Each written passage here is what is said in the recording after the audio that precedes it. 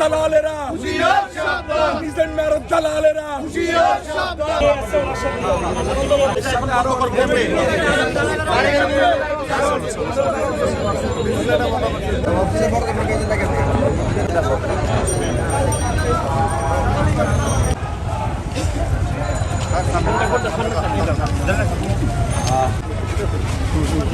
গাড়ির ভিতরে না গাড়ির ভিতরে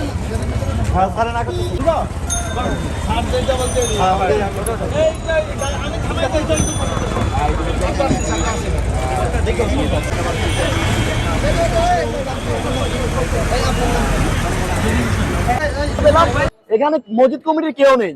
এখন মসজিদ কমিটির যারা দায়িত্বে আছেন প্রায় কয়েকজন, তাদের মধ্যে আমি এখানে কেশিয়ার যিনি আছেন ওনাকে লাভ পেলাম, ওনাকে জিজ্ঞেস করলাম এটা কি হয়েছে। আমরা সমন্বয়কেরা এসে ওনাকে জিজ্ঞেস করলাম, উনি বলেছে এটা হ্যাক হয়েছে। তাহলে মসজিদের মতো এরকম একটা পবিত্র জায়গায় দোতলা সার্ভারটা আছে, এখানে কিভাবে হ্যাক হয় ফার্স্ট অফ অল। দ্বিতীয় কথা হলো এটা সুস্পষ্ট সুপরিকল্পিতভাবে এই ঘটনাটা ঘটাইছে। এটার সাথে মসজিদ কমিটি কর্তৃপক্ষ জড়িত আছে, এটা আমরা ওভার কনফিডেন্স নিয়ে সহিত বলতে চাই।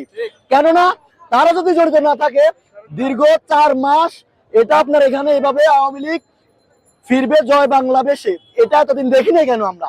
এখন কিভাবে 4 মাস পরে আবার এখানে এখন এটা এভাবে স্পষ্ট আরো কি চলমান রাখে না, ডাইরেক্ট স্টে করে রাখছে। এটা আমরা এখানে আসি, এসে যা দেখতে পাই আমরা হতভম্ব হয়ে যাই যে এটা 1 ঘন্টা পর্যন্ত এই লেখাটা এখানে বিদ্যমান আছে।